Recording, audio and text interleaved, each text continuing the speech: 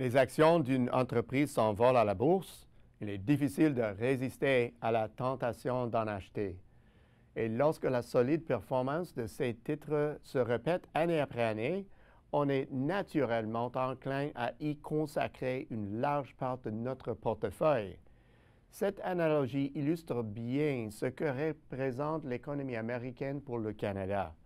Une relation qui nous a été très profitable et où nous nous sommes profondément investis. Les spécialistes de l'investissement nous reprocheraient volontiers de mettre tous nos œufs dans le même panier. Depuis longtemps, on insiste sur le fait que le Canada doit diversifier ses activités commerciales et internationales au-delà du marché américain. Alors, avons-nous fait des progrès à ce chapitre au cours des dernières années? Le Canada était sur une lancée avant la récession. Par exemple, dans les années 2000, la part des marchandises canadiennes expédiées vers les marchés émergents s'élevait à tout juste 5 %. En 2008, elle avait grimpé à 11 %, un bond remarquable durant un bref intervalle. La récession n'a épargné aucune économie, mais la performance supérieure des marchés émergents nous a permis d'accroître la diversification de nos exportations. En 2013, tout près de 15 % des exportations canadiennes de marchandises prenaient la direction des marchés émergents. Depuis, ce pourcentage n'a pas bougé, ce qui a incité certains à conclure que ce bel élan s'est essoufflé. Cette absence de progression est survenue alors que nous intensifions nos activités sur le marché américain, encouragés par la faiblesse du $, et le regain de la croissance aux États-Unis. Est-ce vraiment la voie de l'avenir? Il ne sera pas facile de résister à l'attrait du marché américain.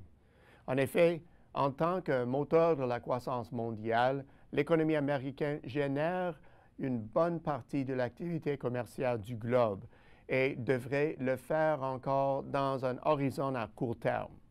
Malgré tout, depuis 5 ans, les ventes d'exportation du Canada à destination de la Chine, du Mexique et de l'Inde dépassent constamment la croissance de nos exportations vers les États-Unis. Et cette situation devrait probablement persister pendant un bon moment. Comme les marchés émergents devraient, dans l'ensemble, afficher une croissance supérieure, cette tendance devrait s'accentuer. Dans ce contexte, le Canada renouvellera ses efforts de diversification.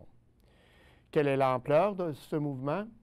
Le marché américain se taille toujours la part du lion du commerce extérieur du Canada, et cela ne changera pas de sitôt.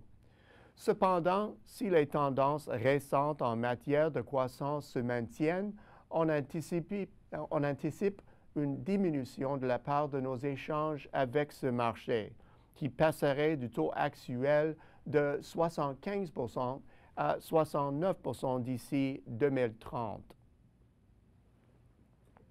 Cette hypothèse serait prudente, et ce pour plusieurs raisons. Tout d'abord, les marchés émergents ont généralement connu les difficultés ces dernières années.